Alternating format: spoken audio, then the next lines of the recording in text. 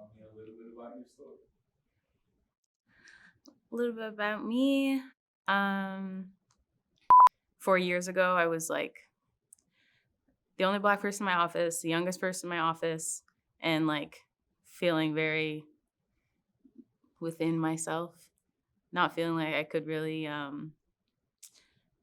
be my true self or share some of these more like culturally driven ideas that I know would really resonate with diverse people, but not necessarily resonate with the boardroom. Um, so I kind of started there, and over the years, I realized that that's kind of what, or at least part of what I think sets me apart. Um, so I've tried to turn it into an asset. I definitely feel responsibility, and in every opportunity I can, I'm always trying to think of how the work we are doing can impact diverse communities, even if it's not outright or overt. Um, but I'm always trying to layer in little ways to impact community, because sometimes we work with such big budgets, and putting $10,000 into a couple signs like hurts my soul when I think about how far that could go with youth and communities who need it. So I feel a level of responsibility to try and take away some funds from the frivolous budgets that don't necessarily mean too much to allocate them as much as I can towards uh, opportunities with impact. As I mentioned, if I'm the conduit to the Black community for so many people, they don't really have opportunities to discuss race. Obviously, anyone can create opportunities, but um, they're not. It's not really happening. So, a lot of people are reaching out to me asking like simple questions, like, "Is it offensive to say black?" Um, or "How should I respond to this? Is it insulting to comment on your hair?" And I mean, the conversations are uncomfortable, but I think they're worth having. And I feel like even if like one conversation can change someone's perspective and open up their eyes to the realities of systemic racism, then it feels worth it to me. It's crazy. Like it was like a slow and gradual process when I started to see like that my ideas were going somewhere at work and that I was getting picked for opportunities and starting to like get the reassurance from uh, my mentors that like I had talent and I needed to pursue them with confidence. So having mentors who help like shape me into or help me realize that I should be confident in myself, help me grow into confidence. But if I like 50 years from now looking at like the timeline of my life, I will 100% remember June 2020 as like a turning point of when I really became unapologetic. So like young Catherine was like super free spirited, super into sports, super confident. Then I my parents put me into a private school, which was um, sacrifice for them, but a huge opportunity for me. They wanted me to have the best education I possibly could. But going into that school, there weren't many people who looked like me, so that kind of um, shuttered my confidence a little bit. So I became a lot more quiet. I became a lot more reserved.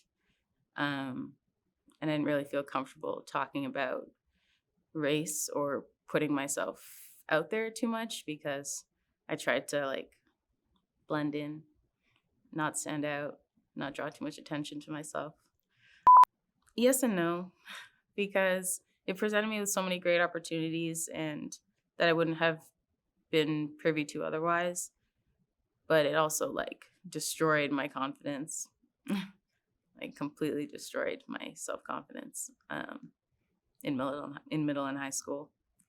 Um, but I think there must be some institutions out there somewhere that can offer a higher education while also, creating opportunities or in rooms that are filled with diverse youth and diverse looking people. So I mean, it was worth it, and I have no like, I know my parents sacrificed a lot to send me to private school, um, but yeah, it definitely took a lot out of me.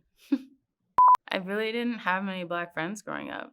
I had I played tennis a lot, and that my little tennis crew was like this diverse group of kids that I grew up with, and they were my like closest Black friends. And then because I was in like a white high school, white sports teams, white summer camp, I really didn't meet a lot of Black people in middle and high school. So majority of my friends were white.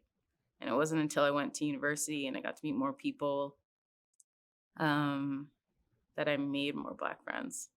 It was also weird, like when you're like one of two Black people in the room as a young person, you like you would think you would gravitate towards one another, and sometimes you do. You have like that moment, but then you like sometimes, or at least I felt like a pressure to like not necessarily gravitate towards them because everyone in the room is probably thinking, well, oh, those two Black people should probably like be talking, or like, why aren't they talking? And because the only two Black people in the room were talking, then people always come over and it'll be like, oh, you guys met. And it's just like, it was super cringe. So yeah, there's a lot of that in high school. Because my parents grew up in the Caribbean, that's where most of my family is. So family gatherings are really just like my direct family here. Some family friends every so often. Um, and the occasional like family reunion when there's a funeral or something. But yeah, my family isn't up here in Canada, so I think that also contributed to some feelings of like isolation from my culture and just Blackness in general. I feel so like blessed and thankful whenever I am in those environments. Um, I also get super like overwhelmed and emotional because I'm just like, man, I wish I could like experience this more. Um, but I definitely made more of an effort now that I've gotten older to try and like learn more about my family, my culture, and where my parents grew up. Um, but it just wasn't really like readily available growing up here without it. Um, but I had a very privileged upbringing, which I'm very like grateful for, and um, I just wish that I had a little bit more of that culture growing up. We never really talked about race because it like she didn't want us to feel different. And the first time we spoke about race was I was in grade 1, and my this girl came up to me in class and said, "Since you're the only Black person in the class, no one will want to be your friend." Um, and that was like the first time that my mom and I like actually spoke about race. Because I was like, "What does this even mean?" Like, I had no idea. Um, so I think after that, because of how like upsetting that was for me as a what 6-year-old, she didn't really want to talk to me about it anymore. So we just kind of like avoided it. I think about like how privileged my upbringing was, and I think about like how I think about the privilege that even like my shade of brown brings me.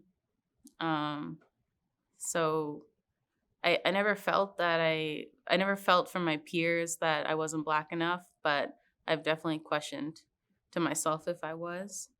Um, and I wouldn't like switch up or anything. But even like when I'm around people who might, be more, I don't want to say more Black than me, but I definitely like, I definitely question to my, or feel self-conscious to myself if they're what they're wondering about me. Yeah, it's true. I feel like we often, um, equate Blackness with struggle. And that's just because Black people have gone through so much over the centuries, you know? So I understand why, but it's not right. I think we have to like break that way of thinking if we are to, progress and be more comfortable with ourselves and with each other and hope for better lives for the Black community. But I think like the biggest takeaway um for myself, if I were to like look back on my 27 years of life, um is having confidence in myself, whether that's confidence in how I look, confidence in what I believe, or confidence to say what I believe. um I find that where I dropped off growing up is when that confidence faded. And I feel more like I'm ready to make an impact on this world now that I have that confidence back. So, yeah, I encourage anyone listening to find their confidence, because if you're not confident in yourself, you can't expect others to be. So, really starts with yourself.